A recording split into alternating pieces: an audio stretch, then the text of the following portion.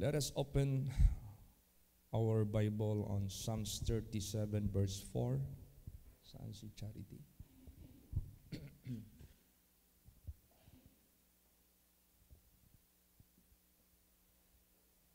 Sige, sino makabasa muna dyan sa inyo? Pastor Third. Psalms 37 verse 4. Sige po.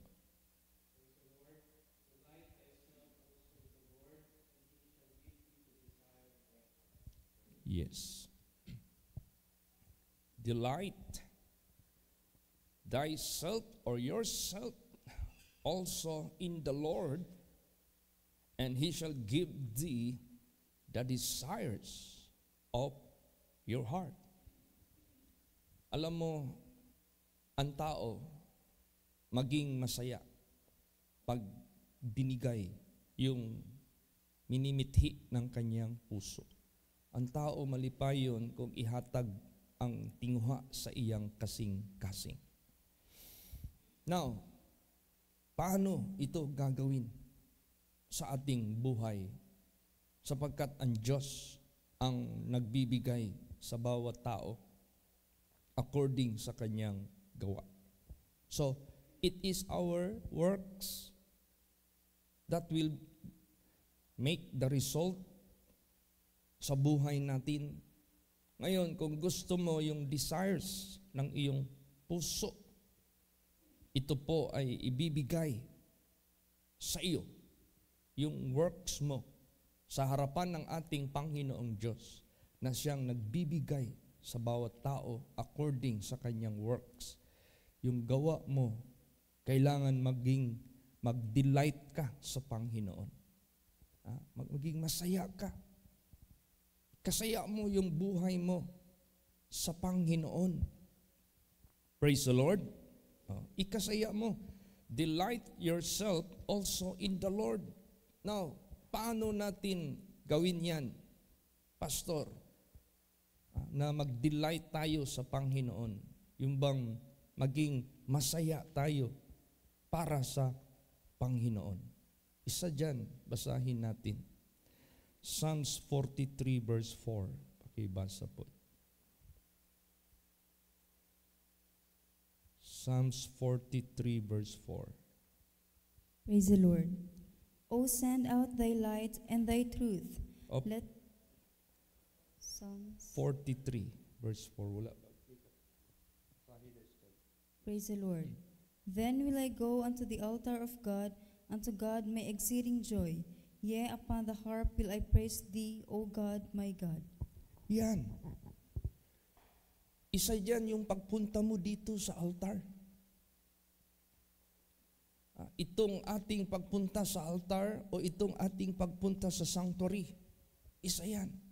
Bakit? Pumunta ka dito personally in the presence of God. God is in His holy temple. Yes, God is in everywhere. God is in any places, but there is particular place wherein God dwells. Diyan siya magsasalita sa atin. Mahirap naman magpunta ka doon sa palengke. Doon ka makikinig ng salita ng Diyos. You are being disturbed. Mahirap naman magpunta ka doon sa work site mo. Doon ka makikinig ng Word of God. You are being divided. So there is a particular place na ginawa ng ating buhay na Diyos. Kaya nga nung pumasok si Lord Jesus Christ doon sa Jerusalem, anong una niyang ginawa? Di ba? Ang templo kaagad ang nasa isip niya. Anong ginawa niya doon sa loob ng temple? Di ba? Nilinis niya. Naggalit siya. At pinagtatapon niya. Pinagtataboy niya ang lahat ng mga non-appropriate. Anong non-appropriate? Hindi karapat-dapat sa kanyang temple. Kaya nga sumigaw siya, why do you make the house of God a den of thieves and a house of merchandise? So pinagtatapon niya lahat. Because that house of God is being made by according to His will to be a house of prayer. Praise the Lord. Ano pa? Ano sinabi dyan? One thing have I desired, and will I seek after, that I may dwell in the house of the Lord all the days of my life. So, house of God is worth to be part of your whole life. Kung importante man ang marriage, because that is lifelong relationship na kinakailangan mong i-maintain, kinakailangan mong ingatan ang relationship, the husband and with the wife, because that is lifelong relationship. Much more ang ating relasyon sa Diyos. And how do we maintain that relationship? There must be communication. Tingnan mo yung mag-asawa, pag walang communication, there must be something wrong. Anong tendency sa mag-asawa? Wala ng communication. May maraming mga mag-asawa ngayon, magpunta sa abroad yung lalaki. First year, second year, third year, fourth year, fifth year, nagko-communicate pa. 6 year, hindi na nag-communicate. Hindi na magilap ng asawa. Block na siya sa Facebook. Wala ng contact number na binibigay. Binigyan na ng babala yung company. O itong babaeng ito, pag magtanong kayo sa address ko, huwag kayo magbigay. Asawa yun. Ang tinutukoy niya. Wala ng communication. So anong tendency niyan? Meron ng iba. Meron ng iba. May kabit na. Nag-commit na ng adultery. Ganon din ang mga babae. Pag mag-abroad ang lalaki maiwan, ganon din ang karamihan. Putol ang communication. So ganon din sa buhay natin. You want to maintain your relationship with your God? Then, do not stop communicating to Him. How? Punta ka dito sa house of prayer. This is how you communicate to God. Pakinig ka sa Kanyang sasabihin. Dito niya ibibigay yung Kanyang mga banal na salita, yung kasagutan ng iyong mga queries.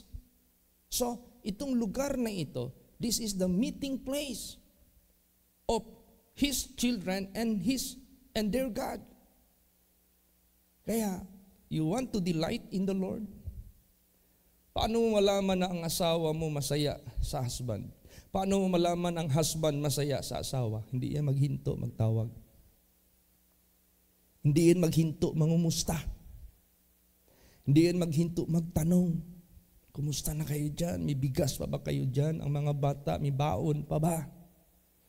Ang bahay, meron pa bang gasol? Nakababayad pa ba kayo dyan ng kurente? Tubig para hindi kayo putulan. So ganun, if you delight to your family, you have to communicate. Ganun din sa buhay natin. If we delight in the Lord, we have to communicate with Him. We have to pray. Pray without ceasing. Ganun din ang ating Panginoong Diyos. How God delighted in us. Paano ang Diyos? Pag nag-delight ka sa Diyos, hindi ka huminto sa communication. Hindi ka huminto sa pagsamba sa Kanya. Hindi ka huminto sa pag-serve sa Kanya. Hindi ka huminto sa pagiging obedient sa Kanya. Hindi ka huminto na may takot ka sa Diyos. So you delighted yourself in the Lord. Pag ang Diyos ang ma-delight sa iyo, He will give the desires of your heart. Praise the Lord. Masaya ka. Kasi ibibigay niya yung desires ng iyong puso. So isa na bagay dyan, na mapakita natin that we delight in God. I will go unto the altar of God, unto God my exceeding joy. Nandyan yung labis na kagalakan ko sa Kanya. Yea, upon the harp will I praise Thee, O God, my God. Praise the Lord. So, ganun po. Ano pa ang mapakita natin sa Diyos that we delight in Him? Sa paagi pa nga mapakita nato sa Ginoo nga nalipay taniya. Basahon nato. Pakibasa. Psalms 104 verse 34. Praise the Lord. My meditation of him shall be sweet. I will be glad in the Lord. Yan. Meditation. What is meditation? Alam mo yung babae o kaya lalaki na singles, pag napaibig ang lalaki sa babae, mapapansin mo yung lalaki, minsan malalim ang iniisip. Nakatunganga, tapos parang tumitingin doon sa sahig na, yung sahig, akala mo mabubutas sa kanyang pagtitik dahil mayroong iniisip na malalim. Meditate yun, nagmi-meditate siya sa kanyang iniibig. Ganon din ang babae. Yung mga dalaga, pag napaibig sa isang lalaki, minsan absent-minded. Kasi lagi iniisip yung sinisinta. Nagmi-meditate. So, paano tayo mapaibig sa Diyos? Kailangan magkaroon tayo ng meditation. Iniisip natin ang Diyos. Praise the Lord. Lord, obedient kaya ako sa iyo. Wala kayang batas ako na nalapastanganan. Yung mga ganun na mga meditation. Lord, did I honor you? Did I keep your commandments? Yan, nabimeditate ka. Lord, ayaw kitang masaktan. Forgive me. And I want to serve you and to please you and to keep your commandments, especially in temptation na panahon ng tukso. Gusto kong mapakita sa iyo na ikaw ang mahal ko. Hindi ko na mahal si Taning. Hindi ko na siya binibigyan ng pagkakataon sa buhay ko. Hindi ko na siya bibigyan ng bahagi sa buhay ko. Ayon sa iyong pinakita sa amin lahat, kayo nagsabi, He has no part in me. Lord Jesus, yan, nag-meditate ka. Tapos yung meditation mo sa Kanya, sweet. Ayaw mo siyang masaktan, ayaw mo siyang magtampo sa iyo. So wag kang gagawa ng anumang bagay na nakakagalit o nakakasakit sa kanyang damdamin. So, my meditation of Him, of God, shall be sweet. See? Ganon. Ganon din ang mga lalaki. Pag napaibig sa sinisinta, lagi nag-iisip, ano kayang irigalo ko, ano kayang pasalubong ko, ano kayang ibibigay ko, ano kayang iti-text ko, ano kayang isusulat ko para masaya yung aking sinisinta. Sweet. Ganon din tayo. Yung meditation natin para sa Diyos, sweet. Lord, I love you. At sabi mo, anyone that loves you, they must keep your commandments. Lord Jesus, I want to prove that I really love you by keeping your commandments. Sweet ka. Yung meditation mo sa Diyos matamis. Nagpapasaya sa Kanya. Nagbibigay sa Kanya ng kaluwalhatian. Lord Jesus, sabi mo na liwanag ako sa sanglibutang ito. Ayaw ko na maging kabahagi ng kasalanan sa mundo, na maging isa ako na matatawag na kabahagi ng mga masasamang gawa para yung mga tao maging masasama rin. Ayaw ko, Lord. Ganon. Gusto ko, Lord Jesus, na maging iyo ako at maging liwanag mo ako para yung mga tao maliliwanagan. Without you, I can do nothing. Lord Jesus, sweet ang meditation natin sa Panginoon. I will be glad in the Lord. Pag nandoon nangyari sa iyo na pinersecute ka, kahit sumunod ka sa Diyos, kinaliligaya mo, Lord Jesus, in spite of these persecutions, sicknesses, afflictions, I still rejoice and be glad in you, because I am partaker of your suffering. And it is my pleasure na maging kabahagi ako ng iyong mga pagtitiis na tiniis mo sa mundo. Because you suffered for the sake of the righteousness and for the gospel of the kingdom of God, then ganun din sa buhay ko. Because of your righteousness, because of your gospel's sake, I am being persecuted. I am glad even though I am being in affliction. Ganun. Praise the Lord. Di kay ang kasayahan mo nasa kamunduhan, ang kasayahan mo nasa paggawa ng kasalanan, ang kasayahan mo nandoon sa pagsamantala sa mga bagay-bagay na maghahatid sa iyo sa pagiging makasalanan. Hindi. Kaya isa yan para ma-please natin ang Diyos. Kaya merong tanong, minsan pwede tayong magtanong sa buhay natin, Lord, masaya ka ba sa akin? Di ba? Ganun. Lord Jesus, enough na kaya yung prayer ko sa ginagawa ko sa iyo? Enough na ba yung communication ko sa iyo? Yung mga ginagawa ko sa harapan mo, masaya ka na ba nito? Ganun yan eh. Yung man yung lalaki, pag mayroong sinisinta, ano kayang ibigay ko para masaya siya? Nasaktan kaya siya sa nakita niya sa akin kanino? Ganon, conscious ka ba? Ayaw kong magpakita sa kanya na maging masama yung loob niya sa akin. Ganon. So ganon din tayo sa Diyos. Lord Jesus, masaya ka ba sa akin? Basahin natin yan. Job 27:10. Praise the Lord. Will he delight himself in the Almighty? Will he always call upon God? Yan. Nagdi-delight ba ang sarili mo sa Panginoon? Lagi ka bang tumatawag sa Kanya? Praise the Lord. Ganun.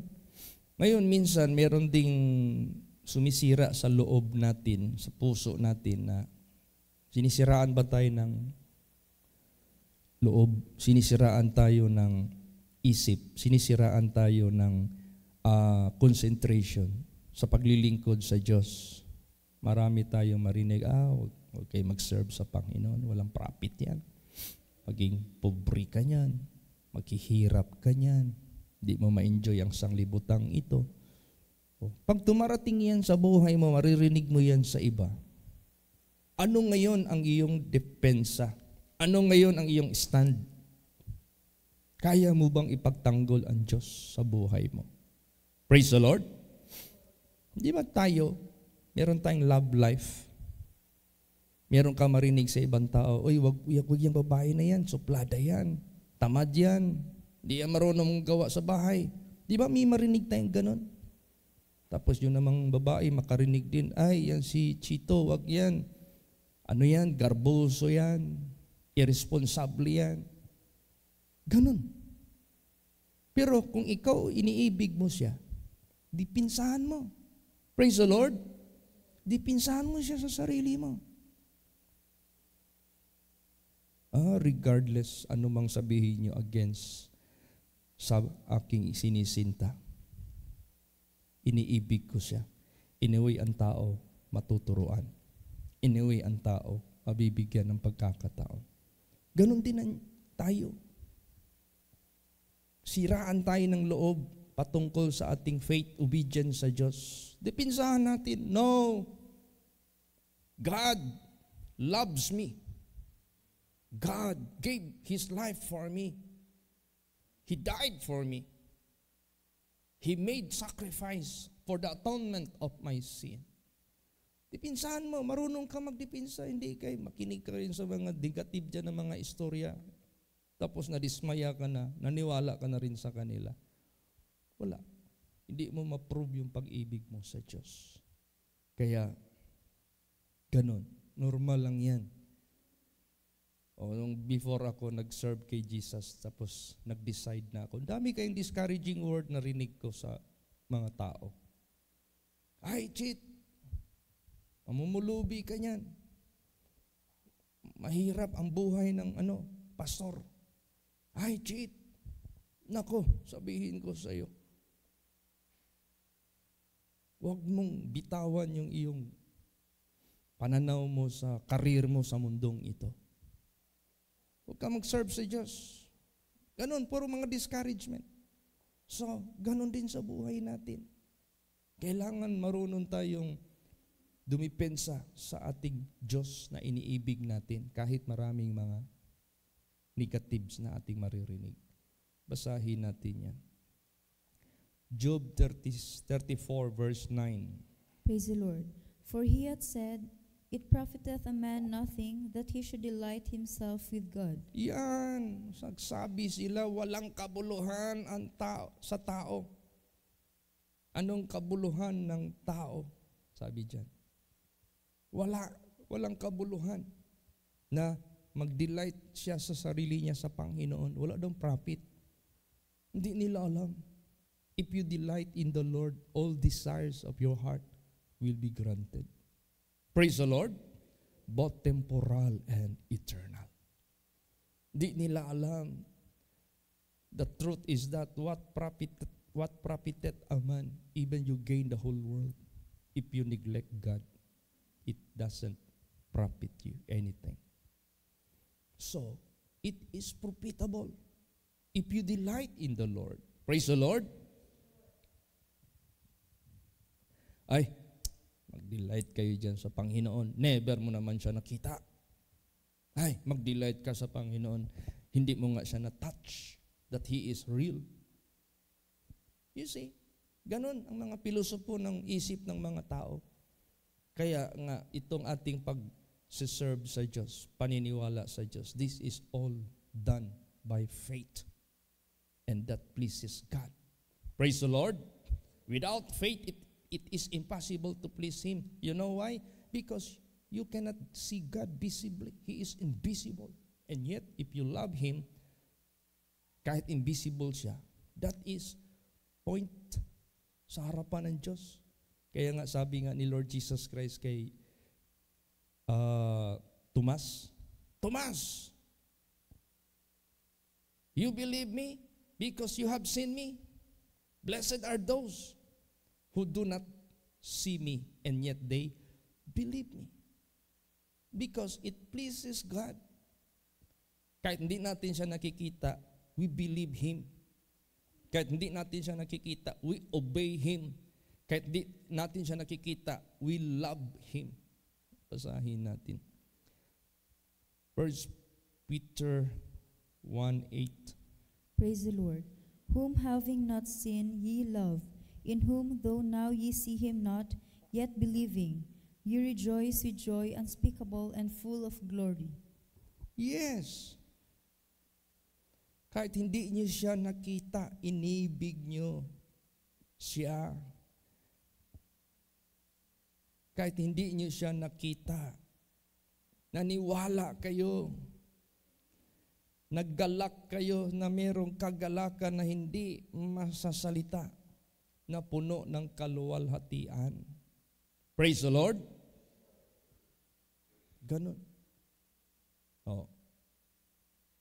Kung itong kaso ni Kibuloy, public naman talaga hinahayag itong kasong ito. Pag na-prove ito sa korte, guilty siya. Anong mangyayari ngayon? So yung lahat ng mga followers niya, naniwala sila sa walang kabuluhan. Samantalang sa Diyos, kahit hindi natin siya nakikita, if we believe Him, there is no regret. Praise the Lord. Because He is true God. He is genuine God. He is faithful God. And mapuprove niya yan sa atin that He is righteous, that He is holy sa pamamagitan ng kanyang pag-disapprove sa evil doon sa langit na si Lucifer. Disapprove sila. Sa pamamagitan ng pag-disapprove sa mga tao nung una sa panahon ni Noah, yung kanilang kasamaan. Because God has no unrighteousness nor wickedness. He is never a partaker, neither giving consent to any evil works. Pag na-prove yung kaso niya, napatunayan na marami siyang ginalaw na mga nagmamasahi sa kanya. Vain, lahat ng mga followers niya, naniwala sila sa tao na matatawag nating impostor. Samantalang kung ilagay natin yung faith natin sa Diyos, who is that God? The God in the Bible, who made the heaven and the earth, the God in the Bible, who became flesh.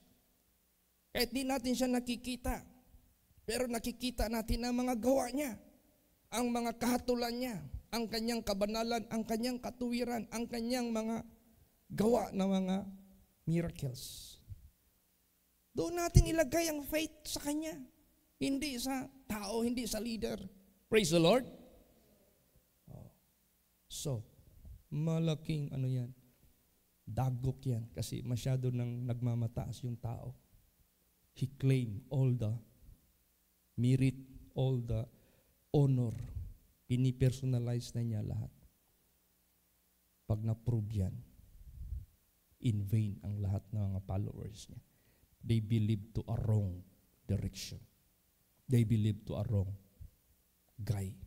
Pero ito, pag naniwala tayo doon sa invisible, the real and genuine God, hindi tayo magsisisi. Praise the Lord! Hindi tayo, no regrets, kumbaga pa. Kaya patuloy tayo maniwala kahit hindi natin siya nakikita. Patuloy tayo susunod kahit hindi natin siya nakikita. Kasi pag ginawa na natin yan, ang desires ng ating puso, both temporal and eternal. Ano itong eternal? Pag ang tao kinausap mo, pili ka anong desire mo pag tapos mong mamatay. Impyerno ka o langit? Walang magsabi impyerno. Puro langit. So yung desire ng tao, eternal life. Pero paano ibibigay yan sa iyo? Na yung magre-render sa lahat ng eternal destiny, which is invisible God, the true and genuine God, dito ka pa sa sanglibutang ito. Hindi ka naniniwala sa Kanya, hindi ka nag-o-obey sa Kanya, hindi ka nagdi-delight sa Kanya. Kaya ganun ka-importante yung ating pag-delight sa totoong Diyos. Praise the Lord. Basahin natin. Psalms 21, 1 and 2. Praise the Lord. The king shall joy in thy strength, O Lord, and in thy salvation how greatly shall he rejoice. Thou hast given him his heart's desire, and hast not withholden the request of his lips. Yan. The king shall joy in your strength, O Lord, and your salvation, how greatly shall he rejoice. Why? Tested and proven, thou hast given him his heart's desire. Buhay ang Diyos, hindi siya sinungaling, hindi siya patay. Praise the Lord. Ibibigay niya yung desire ng puso mo. And has not withholden the request of his lips. O, yung mga bibig ng mga anak ng Diyos na umibig sa Kanya, hindi niya i-withhold yung request. Ibibigay nila yan. Igagrant yan ng Diyos in His time, in an appointed time, in an appropriate time, which God appointed sa buhay mo. Darating yan. Praise the Lord. After you have done His will, you will receive the promise, both temporal and eternal. But you need to be patient. Maging patient ka lang. Huwag ka lang bumigay. Huwag ka lang mainip. Ano pa? Saan niya ibibigay yung mga desire ng tao? Kanino niya ibibigay? Basa pa. Psalms 145:19. Praise the Lord. He will fulfill the desire of them that fear Him. He also will hear their cry and will save them. Yan. Ipupulfill niya ang desire nila na may takot sa Kanya. Papakinggan niya ang mga iyak at liligtasin sila. Praise the Lord.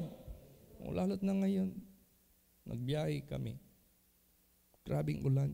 Pray kami ng pray, Lord Jesus, Save us from this status of weather because there are so much news.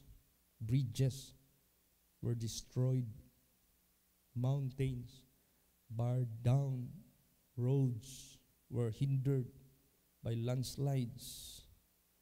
People are swimming with the flood. Grabe na. So nasalubong namin yung mga rescuers. May mga nirescue dyan sa tabing daan na malapit sa bangin. Sa may bukid nun. Pray nang pray, pray ka nang pray. Saan ka man magpunta, pray. He will listen you. He will save you. Because you delighted yourself in the Lord. Ganon. Profitable masyado yan. Praise the Lord. Huwag na tayong mag-alinlangan. Huwag na tayong mag-change ng ating direction. If you believe God and obedient to God, stay on that direction. Because God will give the desire of your heart and God will save you. Dahil may takot ka sa Diyos. Alam mo yung takot sa Diyos? Even you do not see Him, yet you obey Him. Even you do not see Him, yet you worship Him. Even you do not see Him, you call upon Him. Even you do not see Him, you believe Him. Yun. Diyan matutupad ang kanyang mga pangako. Aside from that, ano pa? Basa pa. John 15:7. Praise the Lord.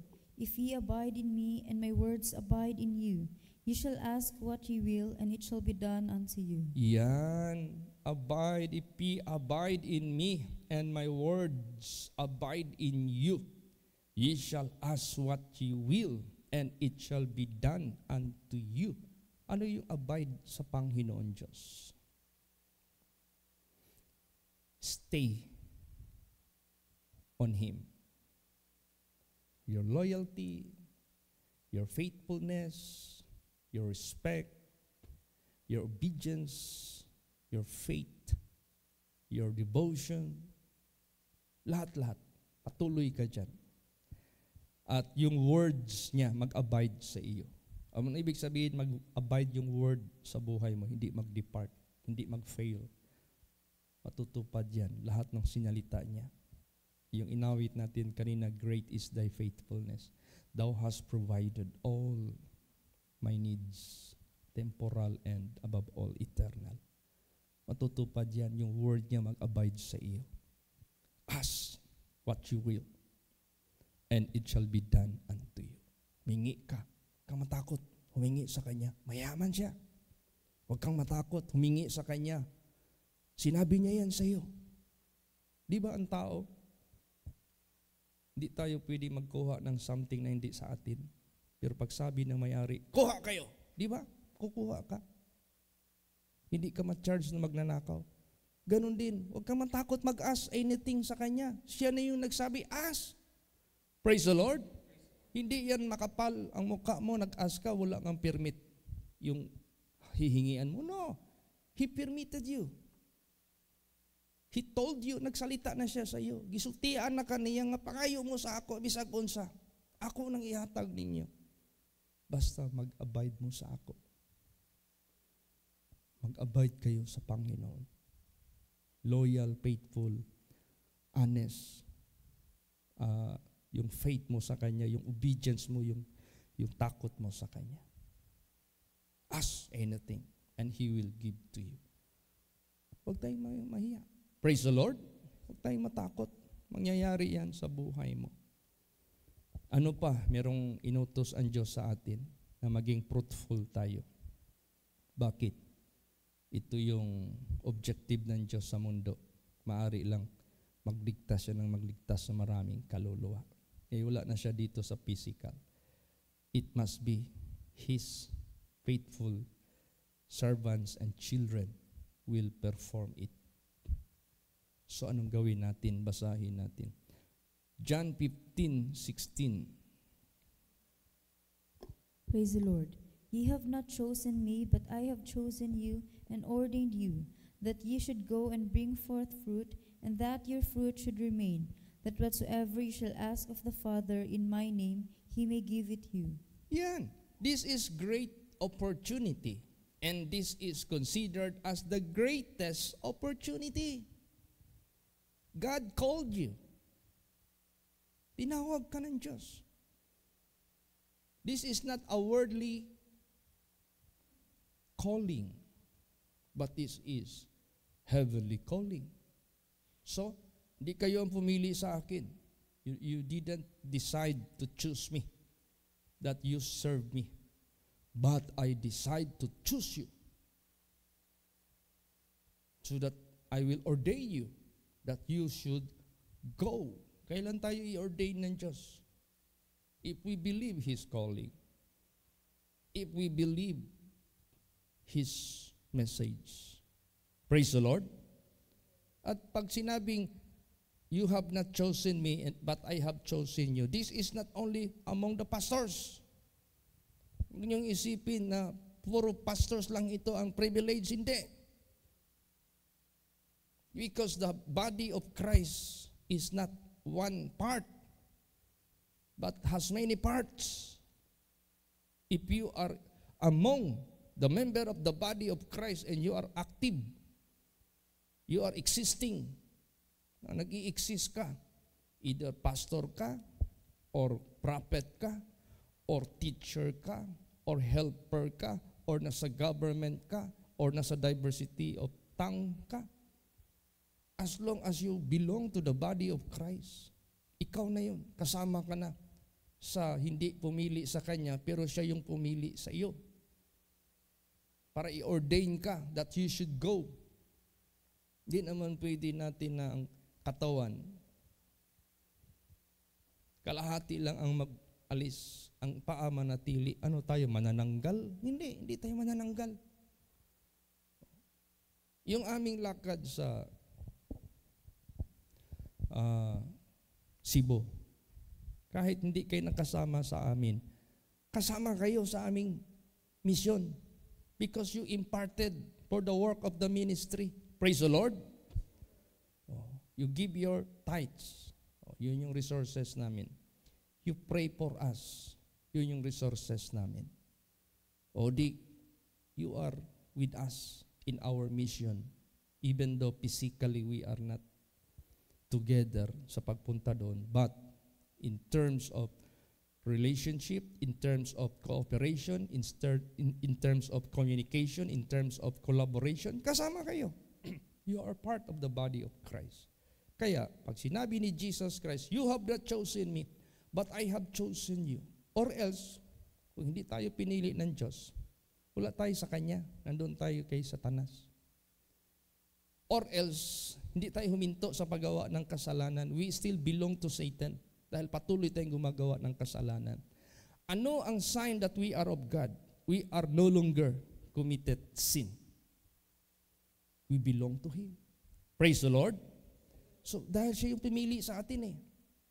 Siya yung nagbigay sa atin ng opportunity sa Kanyang gospel para maniwala tayo at mag-serve tayo sa Kanya.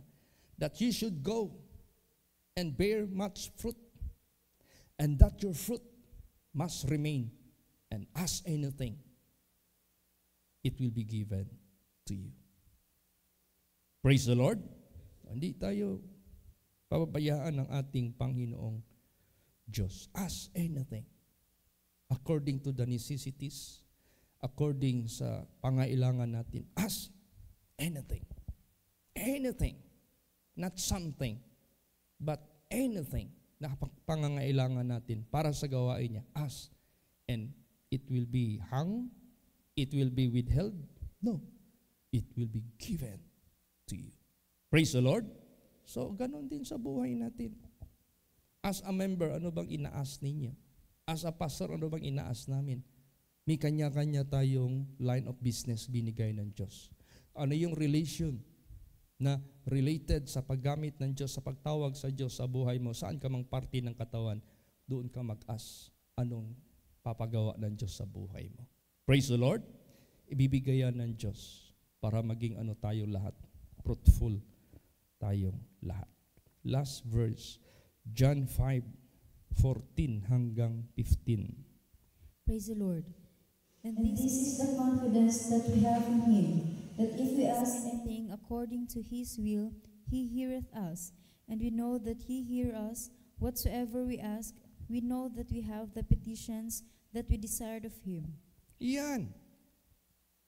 Meron tayong confidence sa Panginoon na kung tayo ay hihingi anumang bagay basta naaayon sa kanyang kalooban, pinapakinggan tayo.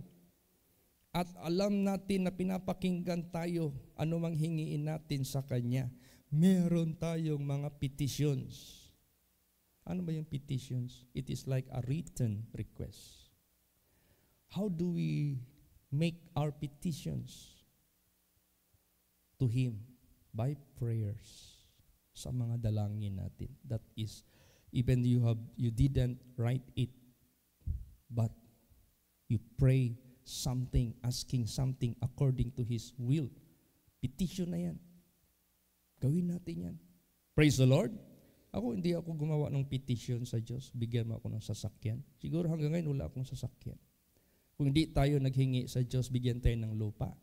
Petition yun. Ngayon wala tayong lupa. Ano ba yung mga prayers na ginawa nyo na petition sa Diyos? Wala bang nangyari? Meron. Praise the Lord. May nangyari sa buhay natin. May binigay, may natanggap tayo sa Diyos. That is to prove that He is not a liar. So let us therefore develop, let us therefore make it more better yung ating relationship sa Diyos. See? Kaya to God be the glory. Salamat po sa prayers ninyo. Victory yung aming lakad sa kasal ni Sister Yvonne. Yung husband niya na si Brother Urs, nagpapasalamat ng lubos sa Diyos. He was so amazed how we solemnize their marriage. Na-amaze siya. Yung pag-handle ng lahat, especially the Word of God. Because hindi tayo yun. We serve God, therefore, yung amo natin ang ating ituturo. He is the one who made it to happen. Praise the Lord. Tapos, yung paalis na sana kami. Kasi malayo pang uwi namin, Davao City. Alam mo, umalis kami dito ng 6 o'clock ng umaga. Dumating kami sa Cebu City. Nasa mga alas 12, alauna. So, nag 24 hours yung biyahe namin, alas 6 ng umaga. Nandoon pa kami niyan sa Bato. Mga 4 hours pa yung biyahe namin pa city. So, it's not a joke. Nung pauwi na kami, na-delay kami. Nakalabas sa city. Nag-text ngayon sa akin si Sister Yvonne, Pastor Chit, nakaalis na ba kayo? Nakahawa na mo. Kung napami sa syudad, pagawas nami. Si Urs, dalhon sa ospital. Kay kana siya operated na sa iyahang leg. There is a certain problem. Sa vein niya, mayroong ugat sa kanyang leg na tinanggal doon sa Switzerland. Ngayon, sumakit. Naghubag ang iyang ugat. Kay bawal sa iyaha muluhod. Nagluhod man yan doon sa kasal. Pinapulot siya ng pera ba? Kasi yung pera na love ng mga tao, ginawang bridge, parang tulay ba, mahaba. Tapos sabi ng MC, okay, I will count 10. You have to finish it before the counting shall be over. Nakaluhod siya para lang makuha niya lahat. Ay hindi man alam ng MC na may operado pala. Naghubag yung ugat, namulay yung legs, hindi na makalakad ng matuwid. Sabi ko, okay. Anong plano mo, Sister Yvonne? Ampuy sa Pastor Chit. Bago may moagtog hospital. Asa man mo? Nami diri sa Robinson, mga onmi. Sige, maanha mi din ha. Pagpunta ko doon sa Robinson, nandoon na sila nakaupo sa restaurant. Doon ako nag-preach sa kanya. Sinabihan ko siya, did you remember the message you received during your wedding? God is alive. You can hear and you can read how God heals. Paano nagumagaling ang Diyos. You cannot only read, you cannot only hear, but you will experience. Nag-preach ako sa kanya ng short message. You humble yourself, you repent. Doon ako nagpasunod sa kanya, sa pagpatanggap sa kanya. Mahirap naman din sa kasal, patanggapin mo yon. Praise the Lord. Ma-out of topic ka. Pinatanggap ko, pinagsisisi siya. Tapos pinrihan. Paghawak ko sa ugat, pumukol, parang julin. Matigas. Pagtingin ko sa legs, pulang-pula na. Parang tipdas. So, lumabas man sa bibig ko. You cannot only hear, you cannot only read the works of God, but you can experience. Pag-pray, experience niya talaga yung ugat na bumukol pag touch ko, nawala. Praise the Lord. Yung pula, instant, pak, nawala. Pinalakad siya, hindi na nagkimpang-kimpang. Pag alis namin, hindi na kami nagtagal doon. Bon, kumusta kayo dyan? Pastor, hindi na nagpapadala si Ors sa hospital. Praise the Lord. Yung blessed oil na nilalagay mo, pag parang kumikirot, yun ang nilagay niya. Nawawala na. Ngayon makatindig na siya na matuwid. Tapos nag-video call siya habang nagka-travel kami. Happy na siya masyado. See how God made His promise to those who believe Him. Praise the Lord. At sabi niya, mahaba yung text niya sa WhatsApp. Blessed na blessed daw siya sa Word of God. Tapos, grabe daw yung sacrifices ng mga servants of God na ang layo pumunta lang doon para lang mag-serve sa kanya sa wedding.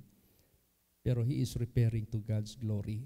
Hindi parang siya marunong mag-describe.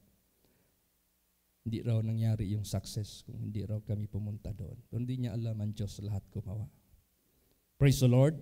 Sinabihan ko lang sa kanya, to God be the glory. Sabi niya, I hope we can see each other the soonest. Gusto ko magkita tayo ulit. As early as possible. Bakit? Anong meron sa atin? Naramdaman niya ang Diyos na sa atin. Praise the Lord. So, salamat sa prayers. Yung haba ng biyahe namin, kahit ano man lang, walang mga hindrances. Kahit masama ang panahon, walang hindrances. Smooth masyado lahat. Nakarating kami dito. At least safe kami. So, to God be the glory. Let us all delight in the Lord. And He will give your desire of your heart. Praise the Lord. Magsitayo po ang lahat. Hallelujah.